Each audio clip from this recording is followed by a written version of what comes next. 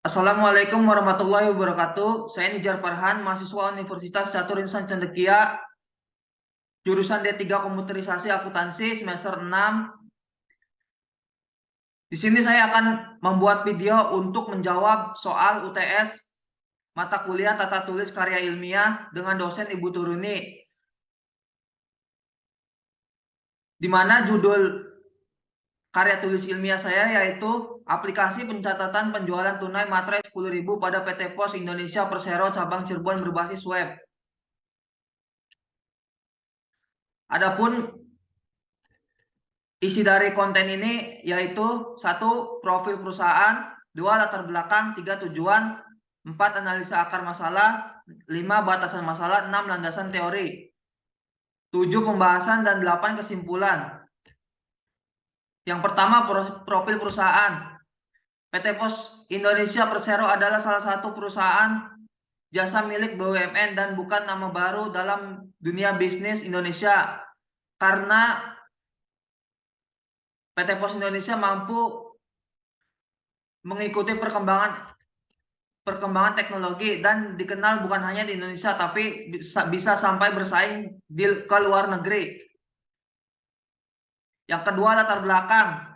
Latar belakangnya yaitu transaksi penjualan merupakan kegiatan antara dua pihak atau lebih yang melibatkan pembeli menerima barang, jasa, aset berwujud atau aset tidak berwujud dengan imbalan uang. Sumber penerimaan terbesar suatu perusahaan yaitu dari penjualan tunai.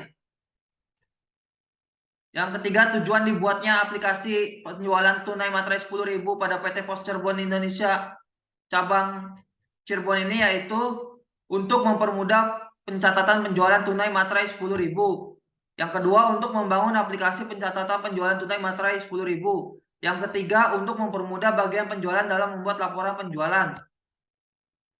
Yang keempat, ada analisa akar masalah. Yang pertama, karena memakan waktu yang lebih lama untuk melakukan pencatatan penjualan tunai materai 10.000. Yang kedua, beberapa dokumen masih menggunakan manual atau ditulis dengan buku.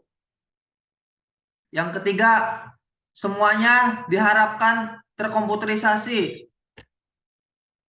Yang kelima, batasan masalah.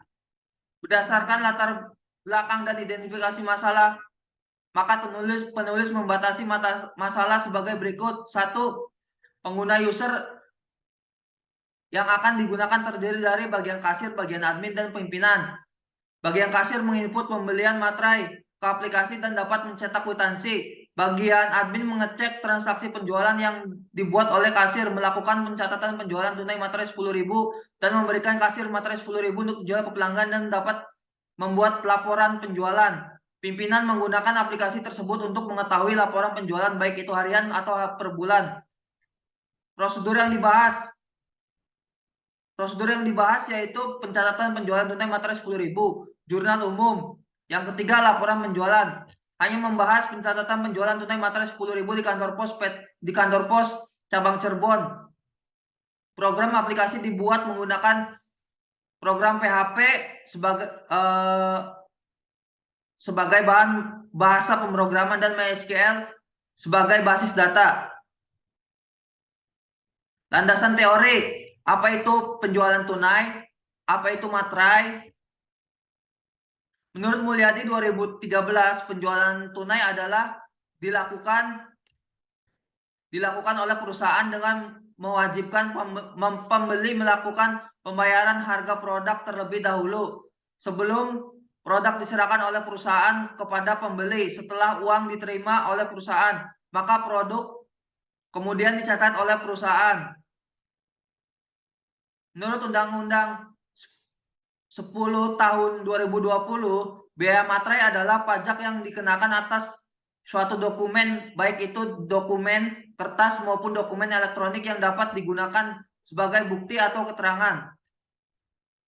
7, ada pembahasan. Pembahasannya itu ada flowchart, flow map, yaitu flow mapnya dari kasir. Kasir menginput data pembelian ke database, lalu menghasilkan jurnal dan cetak laporan. Sementara admin mencatat penjualan materai, lalu mencetak laporan, dan pimpinan mendapat laporan penjualan materai. Ada diagram konteks, diagram DFD, diagram DFD level 1 proses 2, rancangan sistem, yaitu ada form login, form input jurnal, form output kwitansi.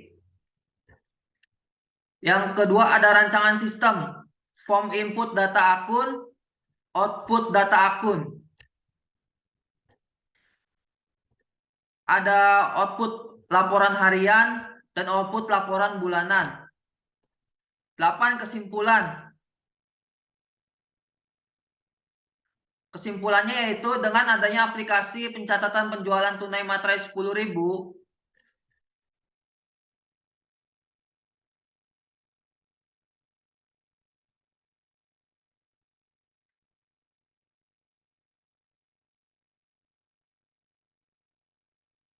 dengan adanya aplikasi pencatatan penjualan tunai materai 10.000, pelanggan mendapat kwitansi sebagai bukti transaksi. Admin dapat membuat laporan transaksi secara efektif dan efisien dengan menggunakan aplikasi. Yang ketiga, proses perhitungan nilai bayar penjualan materai minim kesalahan karena proses menggunakan perhitungan komputer. Saran dari penulis yaitu berdasarkan hasil penelitian dan perancangan yang telah dilakukan oleh penulis, aplikasi yang telah dibuat dapat dikembangkan oleh peneliti lain di waktu yang akan datang, di mana ada beberapa hal yang perlu diperhatikan, yaitu aplikasi ini diharapkan dapat kedepannya dapat digunakan oleh bagian yang lain karena aplikasi ini berbasis web sehingga sangat mudah digunakan. Yang ketiga, aplikasi ini diharapkan kedepannya dapat digunakan secara bersama-sama antara pegawai bila mana transaksi penjualan materai 10.000 sedang banyak. Yang keempat, aplikasi dapat dikembangkan dan diintegrasikan dengan aplikasi pendukung lainnya yang digunakan di PT Pos Indonesia cabang Cirebon.